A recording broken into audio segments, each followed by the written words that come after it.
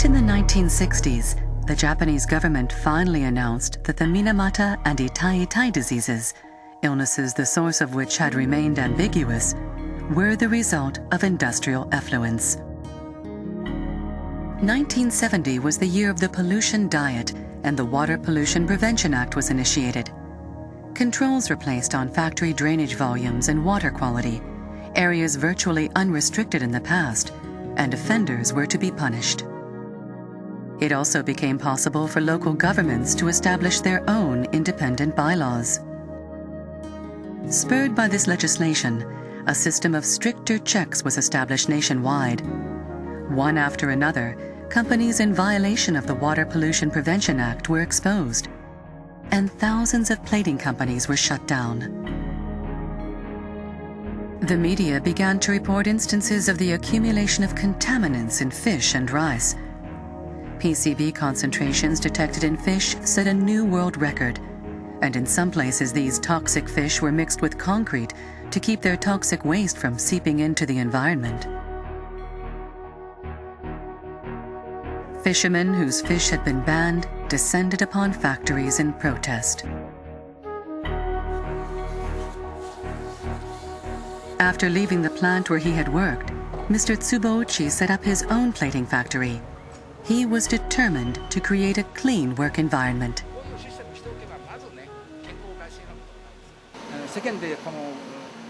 There was a lot in the news about harmful chemical substances. So I figured that going into this business, the point was to not discharge any waste. The more I looked into it, I saw that it was possible. I could recycle the waste fluids. The idea was not to discharge them.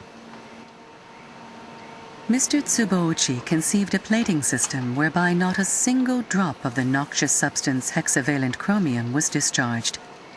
Hexavalent chromium that, in the past, would have been washed away, was stored in one location, then filtered and reused. This had been achieved with a little care and innovation. Junko Nakanishi, who conducts research regarding water treatment and drainage projects, assesses the measures that companies have taken. When they talk about effluents, companies generally say, "We've attached a water treatment facility."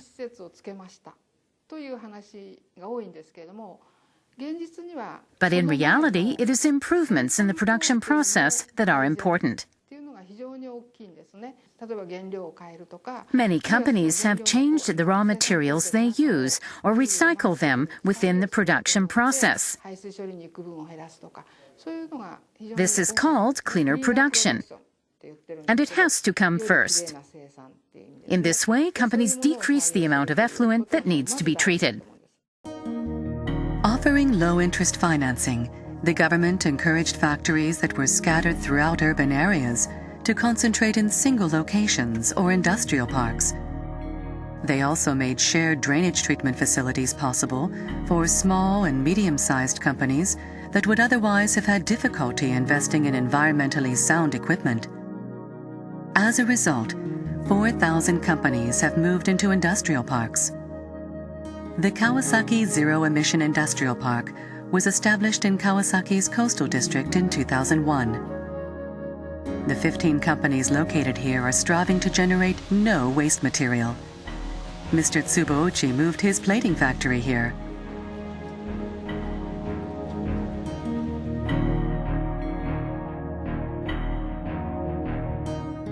So how has the paper industry, once notorious for its water pollution, worked to improve water quality? Half the raw product, the wood, is fiber, and half is lignin and the like that isn't needed. In making 1 ton of paper, you also get 1 ton of organic matter in the waste fluid. They thought about treating the water, but there was too much of it. It's called black liquor because it's full of lignin. So people started thinking, how can we extract the lignin? Once they figured out how to extract it, they started burning it as fuel. It became a source of energy. This reclamation of lignin, of energy, has improved a great deal. At a relatively early juncture, Japan began recycling paper. Because paper has almost no lignin, when it is dissolved to make new paper, there is very little waste material. So one uses less raw material and generates less effluent. Ms. Nakanishi estimates that in the paper industry, 99% of the measures taken with regard to the effluent involve cleaner production. In the Yahagi River watershed, even after the passage of the Water Pollution Prevention Act, companies continue to discharge contaminated water. It was a time of rapid economic growth. Businesses were growing dramatically. There was development in the mountains and all over. It was quite a time.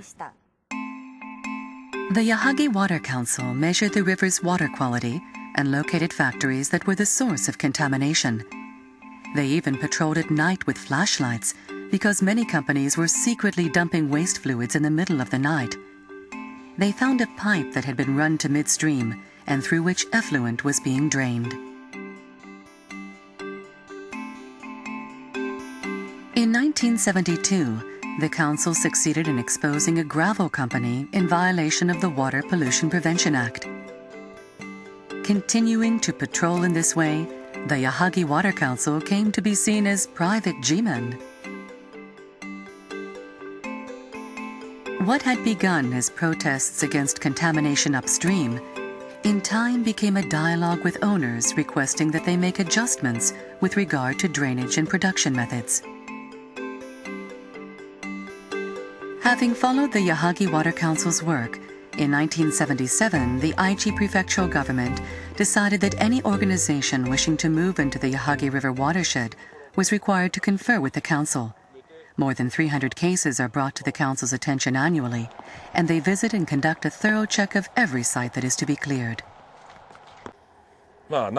We expect this project will be complex, and we're strategizing to come up with a reliable approach. We're making arrangements now.